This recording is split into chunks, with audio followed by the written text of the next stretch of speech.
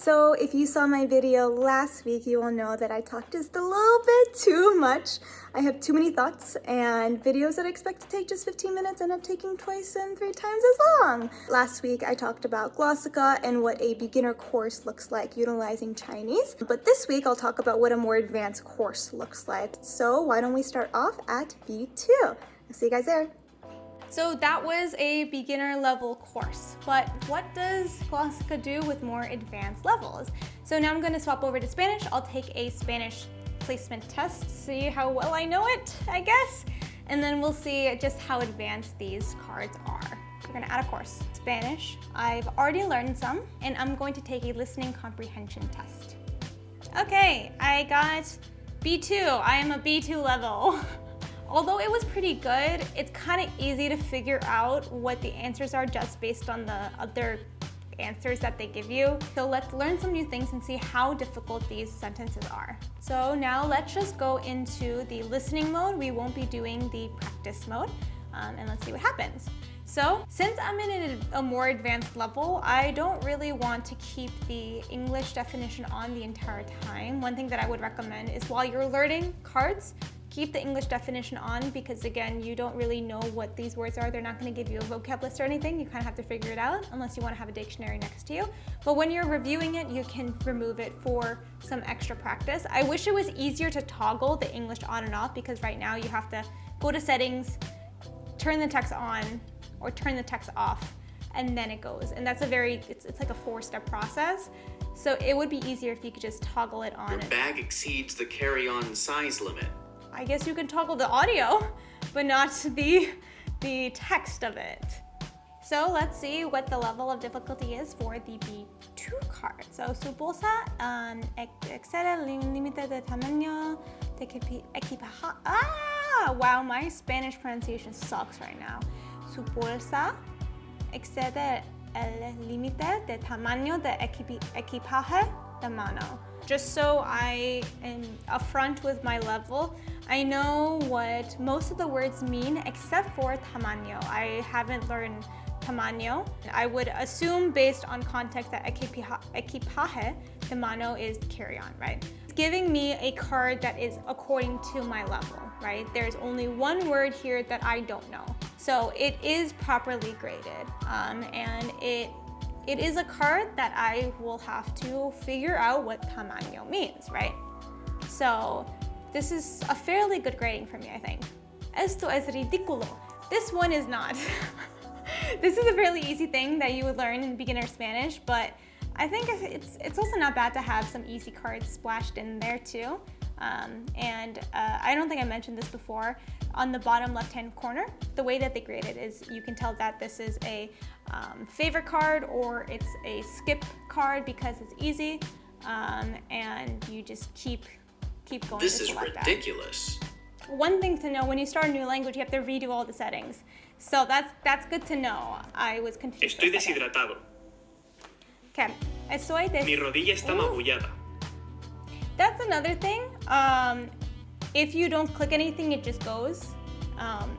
I don't know if I like that. I wish you could grade it like with Anki. It seems like the only grading that they have is skip to be easy, or you just let it go.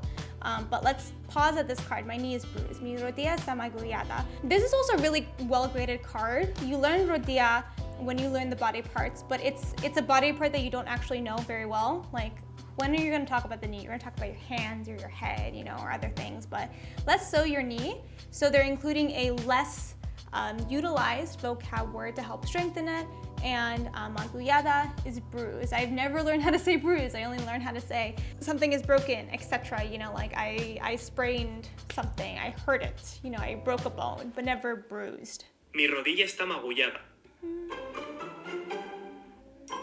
So we finished the first set of cards, but I particularly want to go through the second set of cards. You'll notice that in previous videos, I've shared how learning in the context of a larger story, a larger narrative, is the most effective way to help you to remember things. If you enjoy something that you're reading, if you're reading a story and this person does something funny or unexpected, that emotional attachment that you have by nature of going through life with this character helps you to strengthen the words that you learn. It's easier to remember them. But if you're just learning through flashcards without that added narrative, it gets harder to learn and recall those words. So for this one, the first one is eres alérgico a algo. So are you allergic to anything? I'm allergic to that. So you can actually make your own story out of this. Are you allergic? No, my brother is allergic to cats, right? Or I'm allergic to shrimp. Now you also learned shrimp because you've been through all the other ones. Now I'm allergic to penicillin. So you can see how useful this can be in the future to just help solidify these different connections. It's not as good as a story, but it suffices and it will definitely help out as compared to some other unrelated sentences. So now that I've given you a brief overview of a beginner course and a more advanced course, what are my general thoughts about glossika? If I could summarize it in one sentence, it would be that glossika cannot be your main resource, but it's a pretty damn good supplement. It's not going to hold your hand. They don't teach you how the language works, but they give you full sentences from the beginning that you can actually use from day one, even at the beginner stages. If you memorize those sentences, you can actually have a pretty decent conversation from the beginning. But you will need other resources alongside to supplement the material you learn from glossika. Textbooks can give you the fundamentals of the language, but then glossika can help fill in those gaps that textbooks can't fill because they have to stick to a course. It then also trains you from the beginning to learn with full sentences, to learn things in context, not individualized words. They don't teach you to translate from English to your target language or from your target language to English. That will definitely help you in the more advanced stages when you start to venture into novels or TV shows. And it's always a challenge to find content that isn't too easy, but it's also not too difficult in the more intermediate stages. So finding any material that can help bridge that gap between textbooks and native material is actually a huge thing. Graded readers can help in that regard, but finding useful sentences can be very tedious for a lot of resources, for a lot of language learners like yourselves. And I actually have a lot of commenters say that they hate the act of finding those sentences that would be helpful and importing them into spaced repetition software, but doing the spaced repetition itself is not that bad. So glossika is actually pretty good at filling in that gap. Ultimately, pre-made decks are only as useful as the textbooks or the content that you use.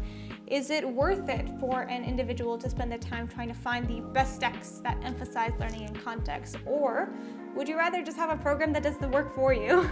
And I mentioned this in my HSK material, but oftentimes the material that you learn in the textbooks aren't the most relevant.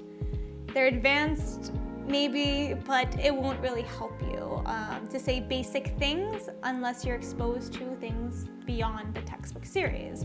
So in that case, it could be very useful to have glossika to supplement that learning. So yeah, I'm actually surprised that I kind of like glossika. I'm surprised at the level that they give you for both the beginner and the intermediate stages. And it's kind of like an Anki deck without the stress. You don't need to find the sentences and import them. You don't need to find the audios. You can slow down the audios. The user interface is really clean, even though there are a couple of things you have to learn first. Clearly, I haven't learned it to use it smoothly, but it's intuitive, you can figure it out.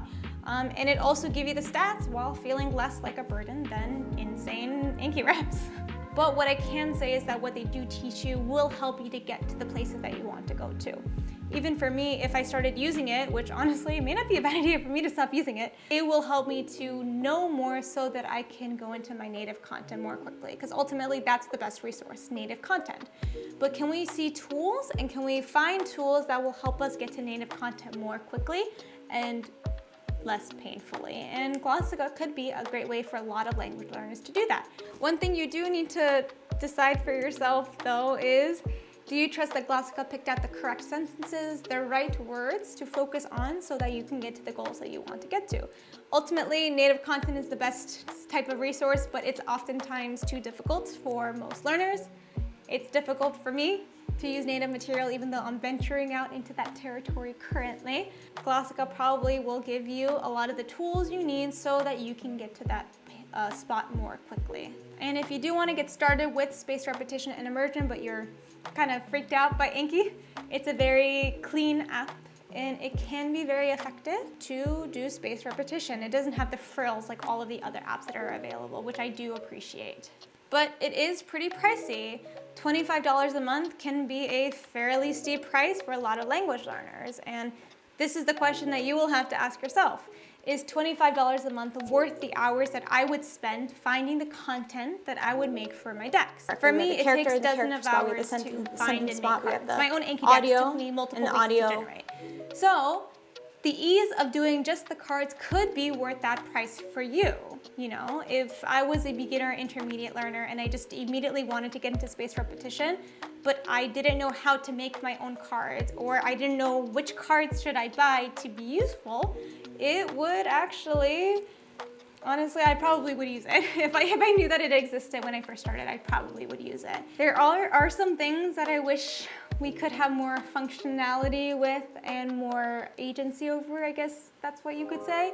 The price is fairly high though in comparison to other apps, although other apps like Busuu also still have a fairly high price tag. But I do think that Glossika is more useful than Busuu personally, just because I prefer learning things in context. It seems like the most consistent with the language acquisition model, which, as you all know, I vibe with. Out of 5 Kung Fu Cha teacups, how many will I break for it? I just broke a Gaiwan and I was so sad. I was gonna do a reaction on an unboxing for my new Gaiwan, and then I broke it and I was so sad, so I'm waiting for it to come in, but I will make a video on that. So how many broken teacups out of 5? I would actually say, if we're thinking about it as a supplement, not as a main resource. If it's a main resource, probably 3, just because it won't help you. It's not gonna teach you. It's going to help you immerse from day one, but you'll have to do a lot of outside learning with it. But if it's utilized as a supplement to another main resource, I think it could be between a 4 to 5, honestly. The price is pretty high, but for the time that you save, just take it from me, making Anki cards is terrible. Like, I'm making a sentence deck for a TV show that's an hour. I've already spent like 50 hours on it. From that perspective, $25 is not a lot. Take that as you will, but overall, I definitely think that it's good, and I will probably start using it in my own studies as well. But that's about it for me. Yeah, I think I may go through with the sponsorship. If you guys hate it though, let me know, and maybe I won't go through with it. But that's all I have for today, so I will see you guys next week. But have a good one. 再见.